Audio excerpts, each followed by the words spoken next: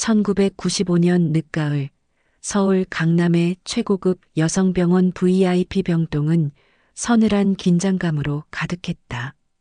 태평그룹 강태준 회장의 며느리 강서연은 가문의 대를 이을 아기를 출산하는 중이었다.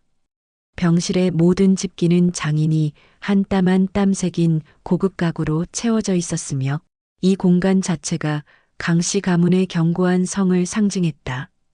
오후 11시 47분 건강한 여자아이가 태어났다. 강서연은 극심한 고통 속에서도 아기의 작은 귀를 확인했다. 귓볼이 거의 붙어있는 직이형 귀. 대대로 내려온 강씨 가문의 유전적 특징을 확인한 그녀는 비로소 안도의 한숨을 내쉬었다. 아기의 이름은 그룹의 왕자를 물려받을 강은채로 정해졌다. 같은 시각 지하 1층 직원용 병실. 이곳은 상층부의 화려함과는 완전히 단절된 곰팡이 냄새가 희미하게 도는 음습한 공간이었다. 20년 동안 강 회장 저택에서 가정부로 일하며 멸시와 서름을 견뎌온 박금순이 출산을 마쳤다. 그녀의 딸은 오후 11시 52분에 세상의 빛을 보았다. 아기의 귀에는 귓볼이 두툼하고 넉넉하게 달린 부착형 귀가 확연하게 보였다. 박금순의 머릿속에는 복수심 외에는 아무것도 없었다. 그녀는 이미 3개월 전부터 이혜진 간호사를 포섭하는 데 성공했다. 이혜진은 남편의 사업 실패로 인한 사채와 2자녀의 미래 때문에 심리적 벼랑 끝에 몰려 있었다.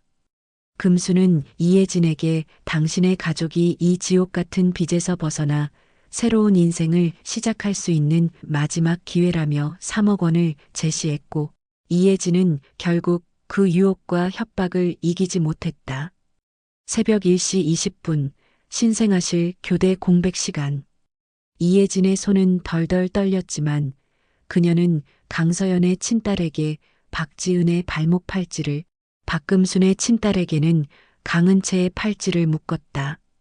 이혜진은 다음 날 거액을 챙겨 지방으로 도주하며 사라졌다. 박금순은 퇴원 후 아무 일 없었다는 듯 다시 저택의 가정부로 돌아갔다.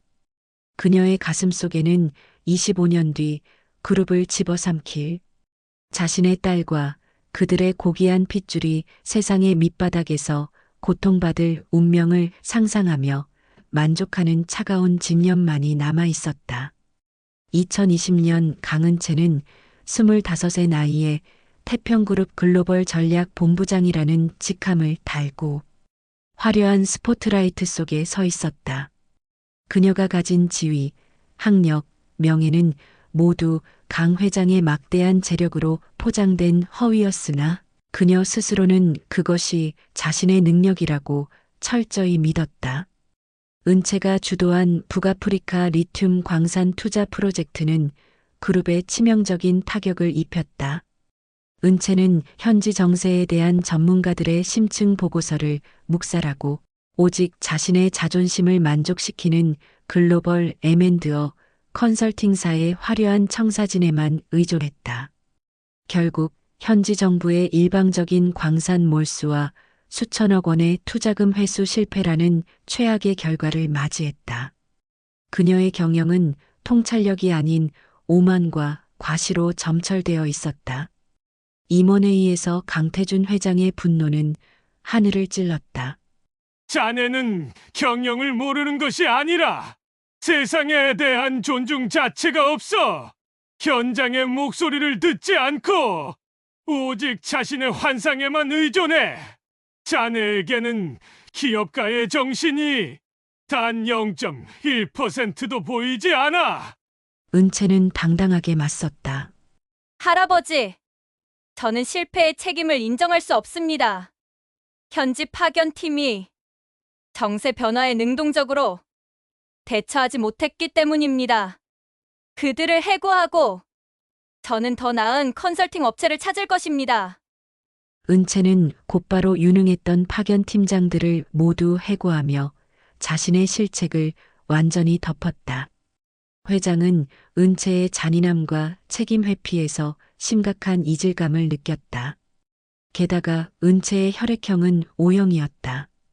유전적으로 O형 부모 사이에서 O형이 나올 확률은 불가능에 가까웠고 강 씨 일가가 3대째 순수 AA형 유전자를 가졌다는 사실은 회장의 의심을 더욱 확고하게 만들었다. 저택에서도 은채의 오만은 극에 달했다. 그녀는 박금순에게 매일 인격적인 모멸감을 주었다. 당신이 차린 이 아침 식사는 역겨워요. 내 눈앞에서 당장 치우고 내 방에 들어올 때는 반드시 무릎으로 기어오세요. 당신은 내가 강은 채로 살 수 있도록 봉사하는 도구일 뿐이야. 금수는 무릎을 꿇은 채 자신의 친딸이 재물의 힘으로 타락하여 인간성을 상실한 괴물이 되었음을 보며 고통스러운 자괴감에 시달렸다. 내가 꿈꾼 복수가 이런 끔찍한 파국이었단 말인가. 내 핏줄이 저렇게 비뚤어지다니. 같은 시각 서울 변두리 지하집. 박지은은 스탠드 불빛 아래에서 낡은 노트북으로 코딩을 하고 있었다. 그녀의 삶은 고졸학력, 병든 어머니의 병원비, 그리고 끊임없는 아르바이트로 점철되어 있었다.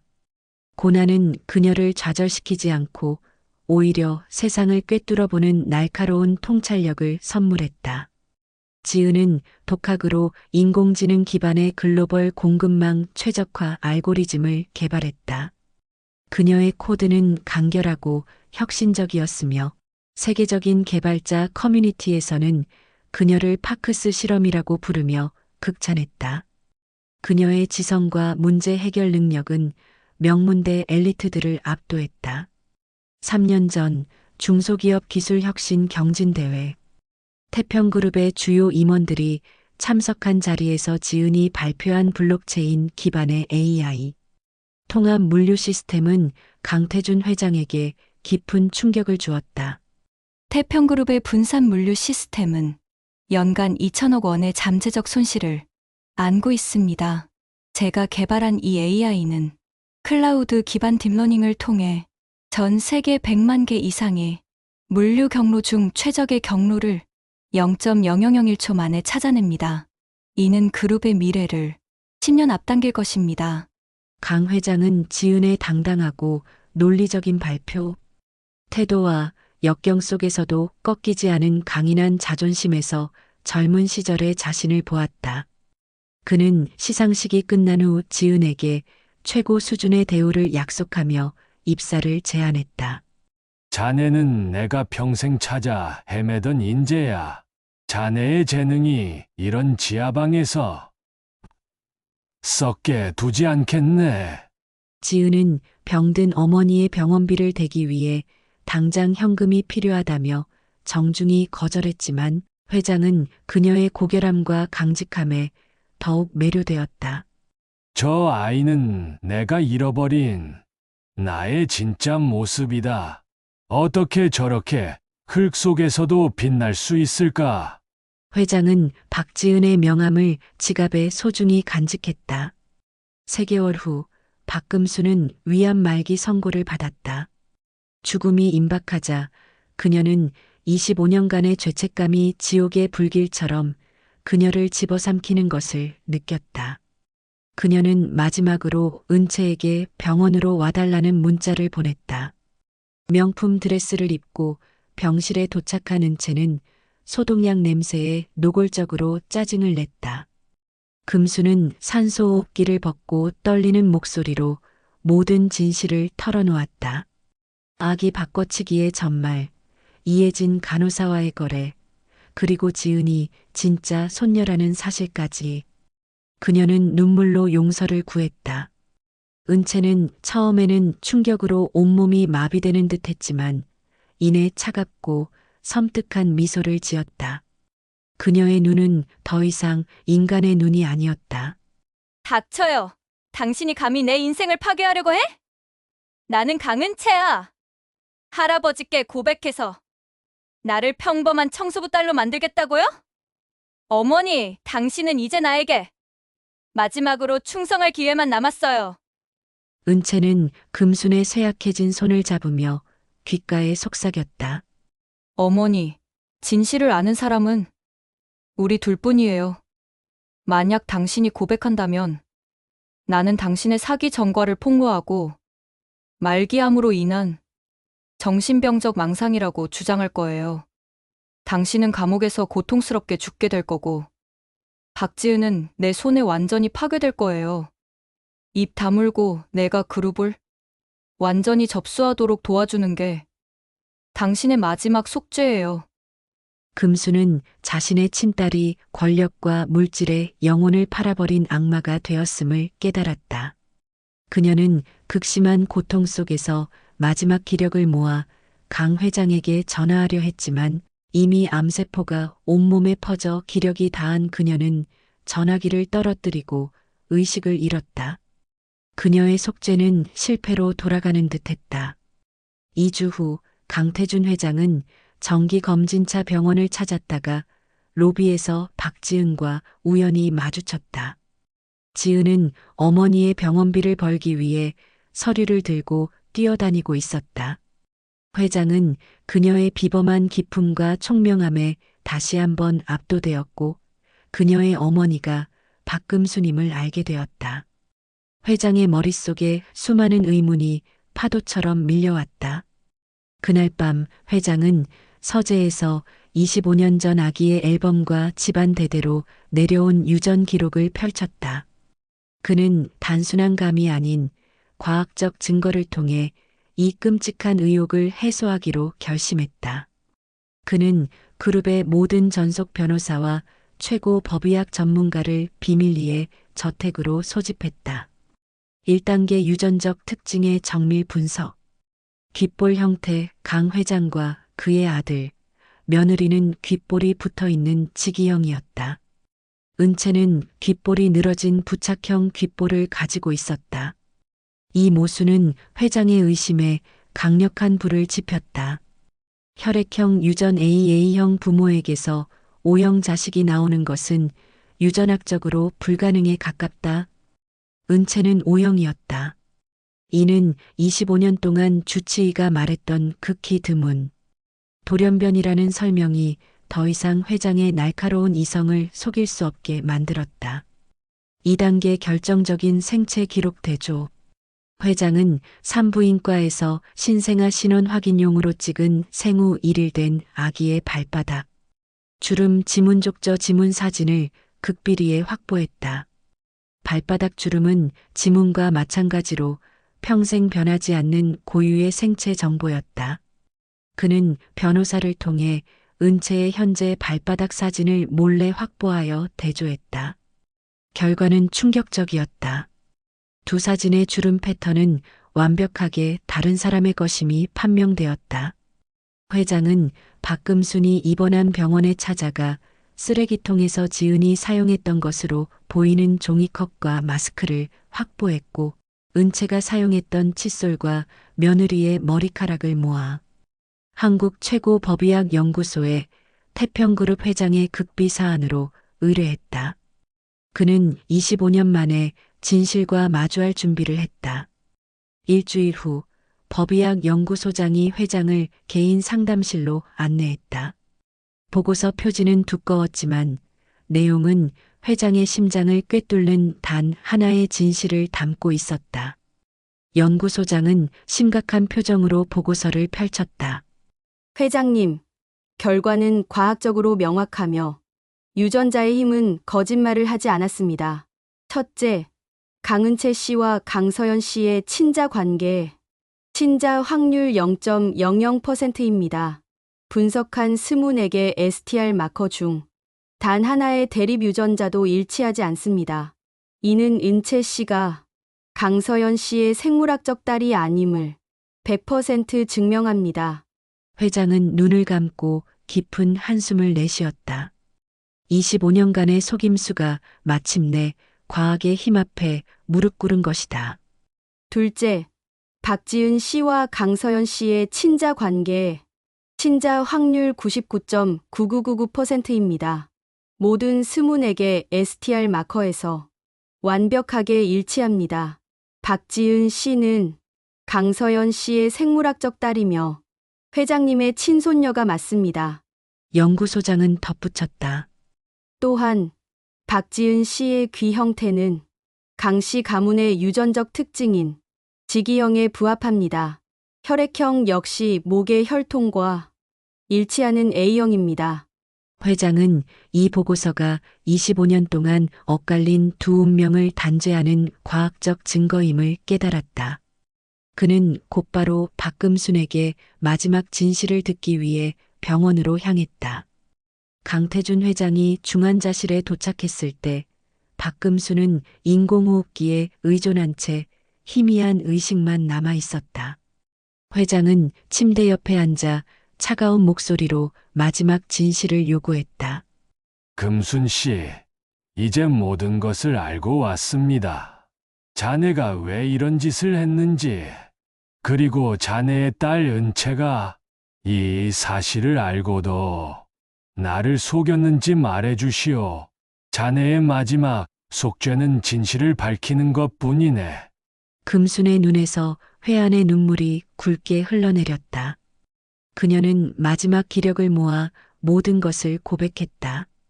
25년 전의 범죄, 그리고 그 범죄를 은폐하고 태평그룹을 탈취하려 했던 친딸 은채의 악마적인 패륜까지.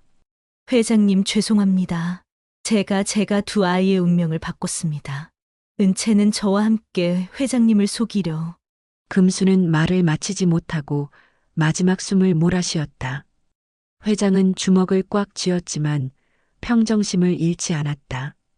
그는 즉시 비서에게 전화를 걸어 강은채를 회장실로 불러들이도록 지시했다.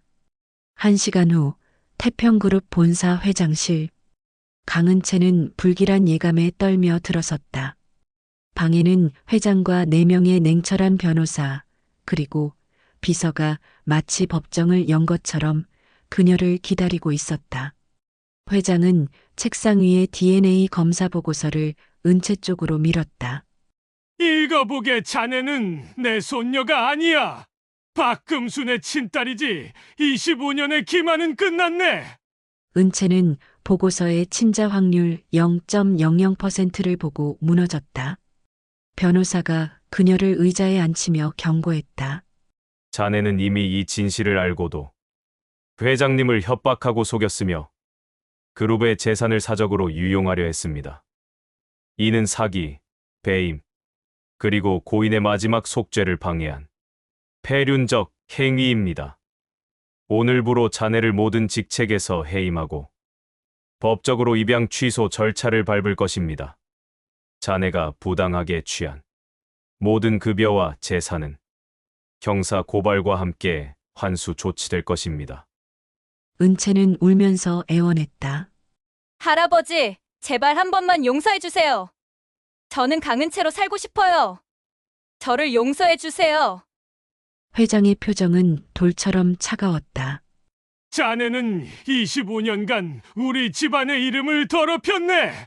무능했고 오만했으며 잔인했지. 자네의 진짜 어머니인 박금순 씨가 방금 마지막 숨을 거두었네. 그분 곁으로 가게. 자네가 있어야 할 곳은 여기가 아니야. 보안 요원들이 은채를 회장실 밖으로 끌어냈고 은채의 절규가 복도에 길게 메아리 쳤다. 그녀의 화려했던 25년은 단 몇 분 만에 완벽하게 무너져 내렸다. 다음 날 강태준 회장은 박지은의 낡은 지하고시원을 찾아갔다.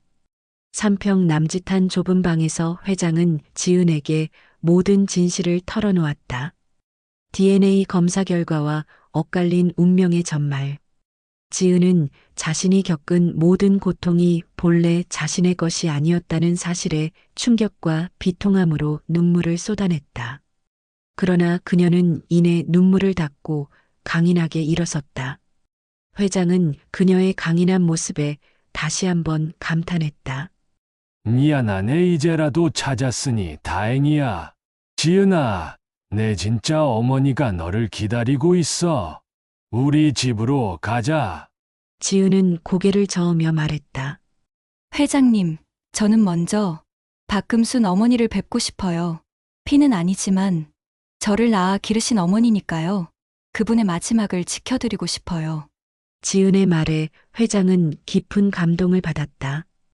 원망 대신 연민을 택하는 그녀의 품격이야말로 진짜 강씨 집안의 핏줄임을 증명했다. 두 사람은 중환자실로 향했다. 침대 옆에는 모든 것을 잃고 넋이 나간 은채가 있었다. 지은은 은채를 보자 연민과 슬픔을 느꼈다. 지은이 금순의 손을 잡자 금순은 희미한 미소를 지으며 떨리는 입술로 미안해 라고 속삭였다. 괜찮아요. 어머니, 저는 어머니 덕분에 세상의 강함을 배웠어요. 헛된 고생은 아니었어요. 금수는 마지막 힘을 다해 지은과 은채의 손을 함께 잡으려 했다.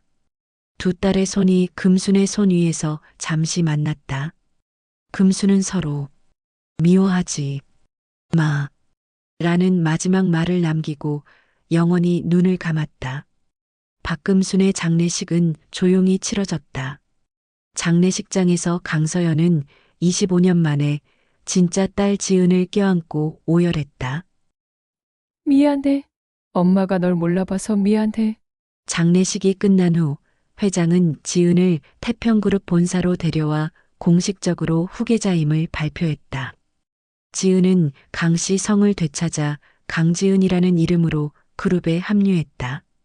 그녀는 자신의 천재적인 능력과 회장을 닮은 통찰력으로 그룹에 혁신을 가져왔다. 그녀는 첫 프로젝트로 은채가 망가뜨린 북아프리카 광산 투자권을 재협상하여 그룹의 손실을 최소화하고 자신의 AI 알고리즘을 그룹 전체 물류 시스템에 적용하여 단 3개월 만에 수천억 원의 비용을 절감하는 기염을 토하며 그룹 내 신임을 얻었다. 그녀는 탁월한 성과를 통해 그 누구도 부정할 수 없는 진정한 후계자로 인정받았다. 회장은 은채를 완전히 버리지 않았다. 그는 은채에게 작은 아파트와 최소한의 생활비를 지원하며 태평그룹 물류센터에서 일반 직원으로 밑바닥부터 다시 시작할 기회를 주었다. 돈으로 타락한 영혼은 돈이 없는 곳에서 다시 태어나야 한다는 것이 회장의 마지막 배려였다. 3년 후 강지은은 태평그룹 최연소 부회장이 되었다. 그녀는 투명한 경영과 뛰어난 실적으로 그룹의 위상을 한 단계 높였다. 그녀는 자신의 고난을 잊지 않고 저소득층 아이들을 위한 장학재단을 설립하여 사회에 환원했다. 어느 날 지은은 물류센터로 찾아가 작업복을 입은 은채를 만나게 되었다. 3년간의 고된 노동과 사회생활은 그녀의 오만함을 완전히 깎아내고 겸손함과 성실함만을 남겼다. 지은 언니, 저 언니의 장학재단에서 봉사하고 싶어요. 제가 이 세상에 빚진 것을 갚고 다시 태어난 삶을 살고 싶어요. 지은은 미소 지으며 은채를 바라봤다. 좋아요, 함께해요. 은채 씨, 우리는 혈연은 아니지만 25년간 엇갈린 운명을 함께 겪은 동반자니까요. 회장은 은채에게도 강씨 성을 돌려주었다. 25년간 그 이름으로 살았던 시간 역시 그녀의 일부임을 인정해 준 것이다. 두 여자는 악수를 했다. 한 명은 재벌 손녀로 태어나 청소부 딸로 자랐고 한 명은 청소부 딸로 태어나 재벌 손녀로 자랐다. 유전자의 힘은 핏줄을 바르게 찾았지만 25년의 고난과 특권이 빚어낸 두 사람의 경험은 그들을 모두 성장시켰다. 타고난 핏줄과 역경 속에서 배운 지혜, 이 두 가지가 합쳐져 태평그룹의 새로운 미래를 만들어가고 있었다. 그날 저녁 강태준 회장은 서재에서 앨범을 다시 펼쳤다. 직이형 귀와 부착형 귀. 그 작은 유전적 차이와 과학적 증거들이 25년간 엇갈린 운명을 바로잡고 진정한 후계자를 제자리에 앉혔다.